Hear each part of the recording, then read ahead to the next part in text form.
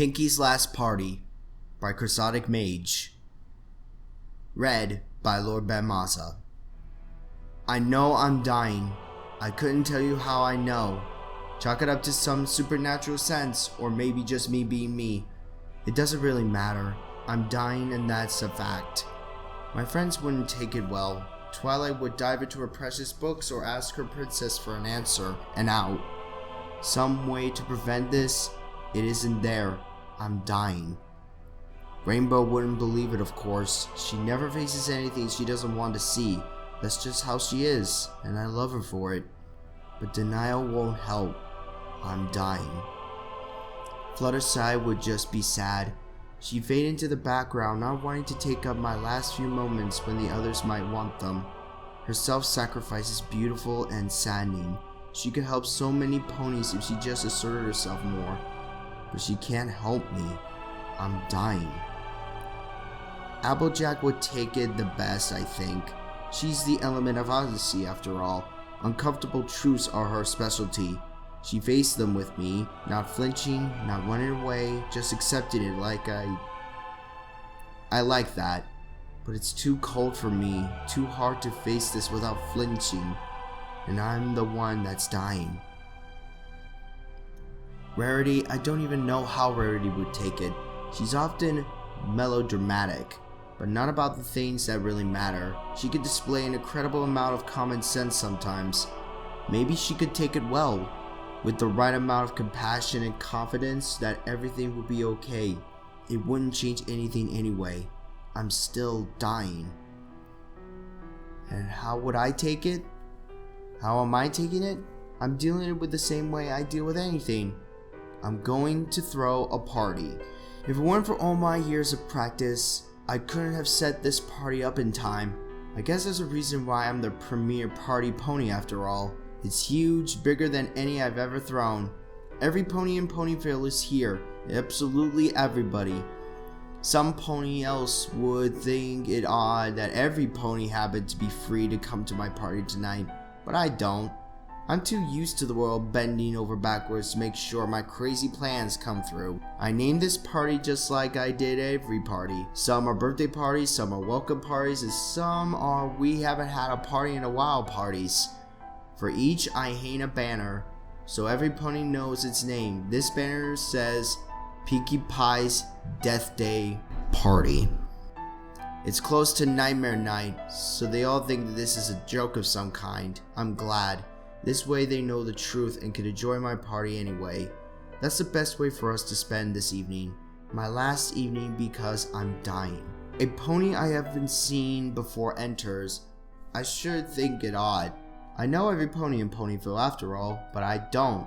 The pony is black. Not dark blue like Luna or jet black like Nightmare Moon. Just a simple, understated black. She has an empty white hourglass for a cutie mark, and I know she's here for me. I avoid her. I know it's rude, but I think she'll forgive me. She has to, since we're going to be spending such a long time together.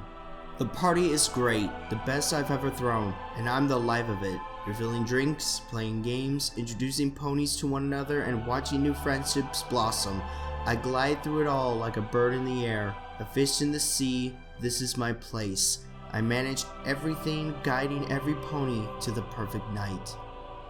It is the crescendo party, a party boiled down to its ideal essence, like a beautiful symphony played perfectly as only its composer can envision. I am that composer, and this is my music, my masterpiece. It has to be. It's my last chance because I'm dying. The party doesn't linger past its time. I don't let it.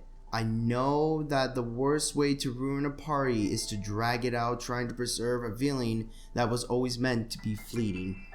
Each guest is carefully watched, guided to exit just as their enjoyment peaks. This way, the afterglow lingers for hours, maybe even days when time is just right. They'll all remember this way. They'll all remember this night and know that this is something magical, something more than any other party could ever have been. And so they'll remember me. The music grows softer, the chatter dies down, and all the extra ponies have said their last goodbyes. There are 7 of us left, myself, my friends, and the black pony. They don't notice they're the only ones still here, so cleverly I have arranged this emotional crescendo. I'm feeling faint now. Coldness is building at its ends to my limbs. I could perhaps have lasted longer if I had hoarded my energy, preserving every precious second of it like a dragon with his hoard. But that's not my way. I burn brightly in life, and I will flare out, burning through everything in one last perfect evening. Rarity's Divian is near, and I sink into it. I don't know how or why. She brought it all the way here, and it's what I need right now. Perhaps she knew I would need it. They say I act unpredictably, but I'm not the only one who has hidden depths. The composer has left the stand and the orchestra. The audience, my friends, feel of loss of direction. They cluster around asking if I'm okay. I'm not. I know I'm not. And I say it such. It takes them a minute. Twilight's the first to understand, of course. She looks around, takes in the banner, and still proclaims my death day, takes in my own tired face, takes in the black pony with the empty hourglass, and then she knows.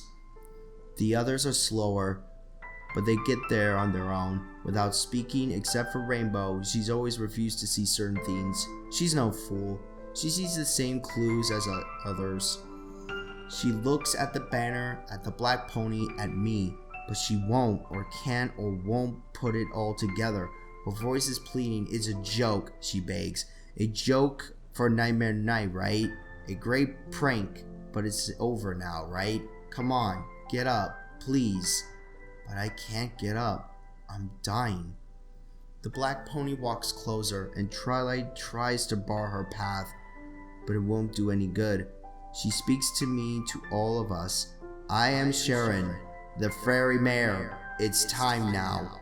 We have to go. I look to my friends, to her, and back to my friends. Remember me, I tell them, or ask them, or beg them. I'm not really sure anymore. Remember the sweet sound of our laughter echoing across town. Remember to throw parties and bake cupcakes. If I'm not here, then you all have to fill my place. So remember me. Smile and I'll smile with you. No matter where I am or where you are, we'll be together again. All of us. I promise. Cross my heart. Hope to fly. Stick a cupcake in me eye. They hug me. All of them. When I was lonely long ago, when they brought back my happiness, I reached out further than any pony could and brought them all close. I don't have the strength to do that anymore, but it's okay. They come to me. They hold me tightly and their warmth permeates just a little my chilled and fading body. I smile at them one last time. They are strong. My friends. They hold back their tears. It's time. Sharon takes my hoof and lifts, and I left my body behind. We drift upward through the roof toward the stars. I look back to see their tears. I should have looked back. They were strong until my end, and I should have respected that. I should have seen them crying, but I suppose it doesn't matter because I'm dead. There's one last thing to do though. I turn to my dark guide and call her name. She faces me and her eyes look tired. She made this trip so many times with so many ponies. They try to hurt her now, I'm sure. Try to fight her off, or bribe her, or cajole her. Anything they can think of to get her to turn back. And there's nothing she can do. She can't let them turn back, no matter how much she might want to. She's trapped by this as any of us. There's nothing in her eyes as she turns to me. Not even sadness, not even fear, just emptiness. I don't like to see emptiness in any pony, not even her, especially not her, so I perform my last miracle. I reach into nothing and offer her a cupcake. For you, I say. My offer is misunderstood, met with a shaking head. She can't accept bribes. For you, I repeat, to make you smile. Another moment of hesitation, she takes it, and takes a bite. I see a tear in her eye as she turns away and finishes the pastry. She turns back and offers me a small, vulnerable smile. No pony has ever given me a gift before, she says. I didn't think any pony could. I didn't think any pony would want to. How do you do that? Why did you do that? There's one answer to both those questions, I say, and I smile back. I am Pinkie Pie.